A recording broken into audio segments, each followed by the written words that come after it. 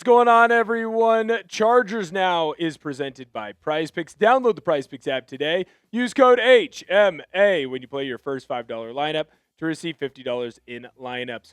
Minicamp, it's done. We're getting into the dark days, and that's not just because it was incredibly dark and thunderous and raining today in Dallas, Texas. We're talking about the winners and the losers for the Los Angeles Chargers after minicamp. And I think it's important to remember as we go through this, we're not calling anyone an individual player or set of players a loser. They're in the NFL, and I'm not, so therefore they're better than me. But it is important to note that maybe the stock has gone down ever so slightly for them.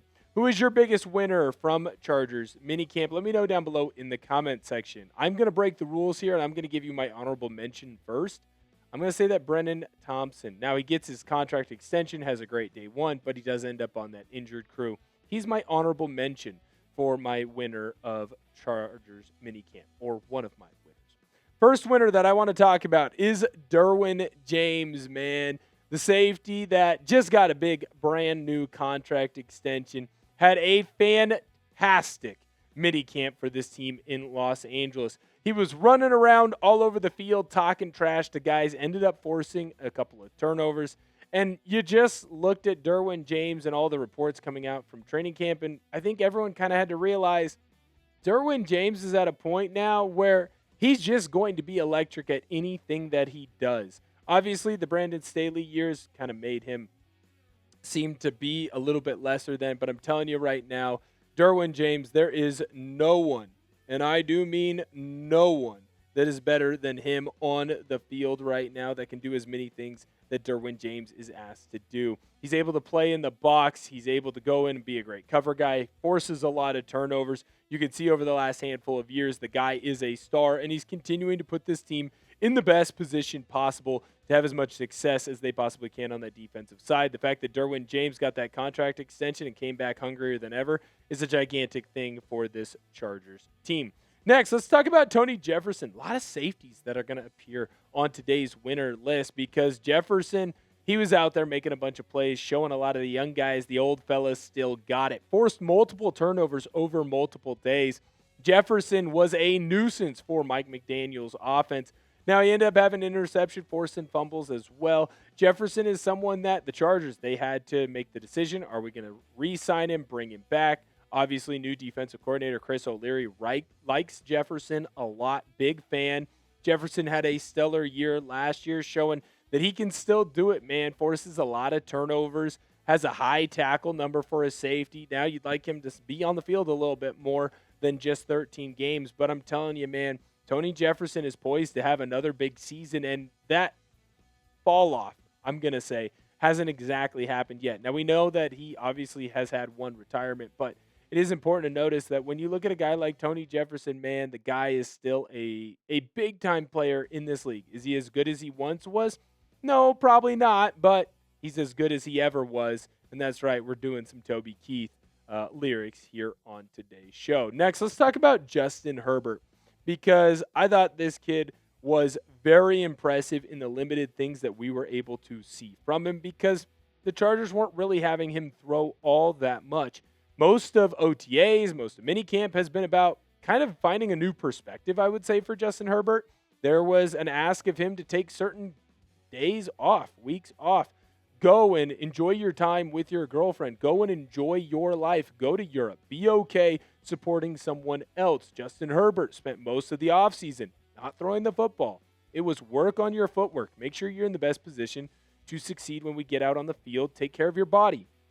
And when he was asked to throw in minicamp, the dude was lighting it up, man. He only had one turnover. He was finding a lot of open receivers and making a lot of guys a lot of money by throwing the football to them so they could catch it when they weren't open. Justin Herbert is a legit player in the National Football League and should be viewed as one of the top quarterbacks in the entire league. We got more to discuss on today's show, but first, I need to let you know that it is made possible by SeatGeek. When it's time to get out of the house, there's not many better options right now than a ball game. And with SeatGeek being MLB's official ticket marketplace, your tickets are fully guaranteed and instantly fulfilled in your account after purchase. I thought it'd be fun to go on SeatGeek and look for some Chargers tickets. Of course, you know I'm looking at that week 1 action against the Cardinals. Now, you know me, I'm looking for the best deal possible, so I'm looking for those green dots, and I always like to sit near the end zone, so hopefully I can see as many touchdowns as possible. Whether it's a Chargers game with a special lady friend or a Co-Wetzel concert with the boys, SeatGeek has your back. Each ticket is rated on a scale of 1 to 10, so you know you're getting a good deal. So look for the green dots. Green means good, red means bad. And of course I have a code for you guys. You can use code CHAT10 for 10% off your next set of tickets at SeatGeek. That's 10% off any tickets with the promo code CHAT10. Make sure you click the link in the description to download the app and have the code automatically added to your account so you can use it later. Thank you so very much, SeatGeek. To finish up the conversation on Justin Herbert, MVP talks, that's not out of the question for this kid. I think that he's really going to grow in Mike McDaniel's system, and the system is built for him to be as successful as possible. I'm telling you right now, I love where Justin Herbert is at, and he's only going to continue to grow with this team. Next, let's actually go back to the defensive side. Let's actually go back to the safety position. Genesis Smith, man, this kid had a very good minicamp. Now, is he going to necessarily be a starter for this team? Probably not right away, but he's certainly putting himself into a conversation where maybe he's a rotational type of guy. Ended up forcing a turnover, getting an interception early. Now, of course, this ended up going up against those 2s and 3s, but it is still important to know that you need to have good depth with this Chargers team, and if they're going to have as much success as possible, they're going to need quality players on all facets of the game. Now, Smith was someone who ended up having a decent amount of success when he was in college. Obviously, someone who is not afraid to go and try and make a big play, go and try and create a turnover, cause a turnover.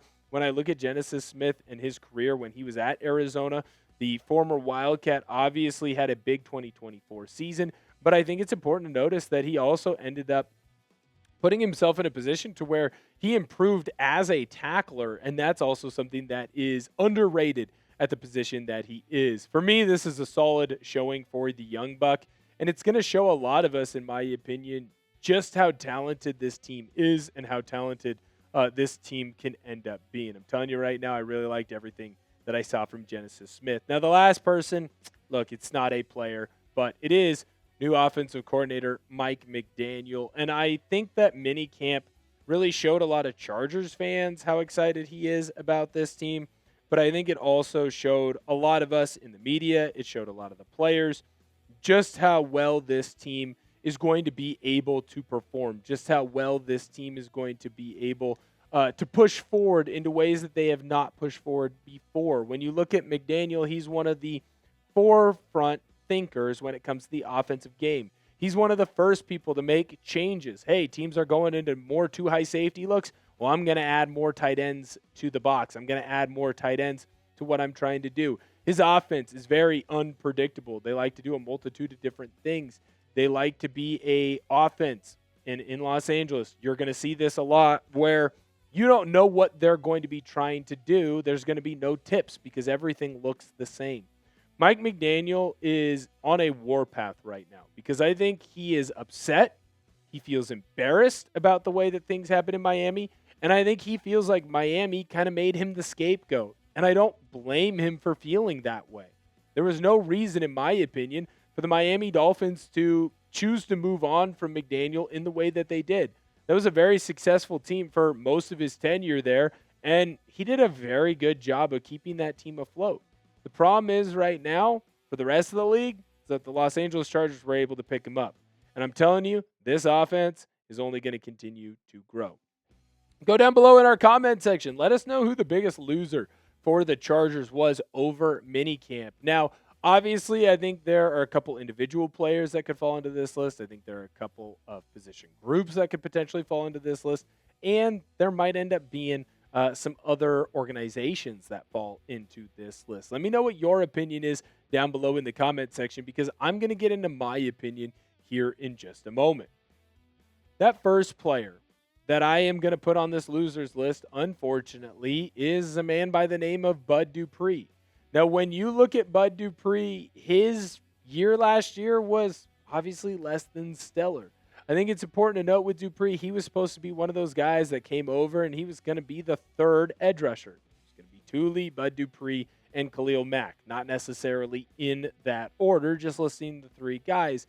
And Bud Dupree, he came over to Los Angeles and really hasn't been that great of a time here. I also think that when you look at minicamp, there's no real news that pops out about how well he performed or didn't perform, but there was a lot of news about how a player performed in that position room that wasn't named Bud Dupree. And that's Namdi Tucker right now, a.k.a. Dame Tucker. When I look at this undrafted free agent from Western Michigan, I'm telling you right now, the kid is a stud. He was going in, making plays, getting tackles, getting sacks. Obviously, they aren't in pads, so you're not going to see a lot of hitting there. But it is important to note that with Tucker, he's already played for defensive coordinator Chris O'Leary. He already knows what is going to be asked of him. And when you look at the linebacker depth chart right now, he is nipping at Bud Dupree's heels. He is putting himself into a position to where he can go out and have success with this team and really take over that position. He's continued to grow and look better and better every single opportunity that Tucker has had to get out onto the field. I just think that this guy is going to be someone that Chargers fans have to pay attention to. And I think that when you look at Tucker, when all is said and done, he's going to end up being on this team, and he's going to make this 53-man roster. And if Tucker ends up making this 53-man roster, well, that means that somebody else is going to be unable to make this roster because that position will be lost. Usually, a lot of times, teams will look at guys in that edge rusher room, and that might be Bud Dupree. Not saying anything yet. I'm just saying Tucker looks really good, and that's something to keep our eye on. Before we continue on with today's show, I need to let you know that it's also made possible by Prize Picks, and I want to show you my projection of the day from Prize Picks. Prize Picks is America's #1 sports picks app and is the best place to win cash while watching sports. I'm looking at baseball today, and I'm specifically looking at pitcher Jacob Misiorowski's strikeouts. Misiorowski has gotten the more in his last 5 starts. Misiorowski also leads baseball in strikeouts this season. I believe that Misiorowski will get the more in his strikeouts today. Now let's take a look at my lineup for the baseball action going on later on this evening. I have the more on Tariq Skubal strikeouts, more on Bryce Miller strikeouts, and the more on Jacob Misiorowski strikeouts. New user offer. Download the PrizePicks app today. Use code HMA when you play your first $5 lineup to receive $50 in lineups.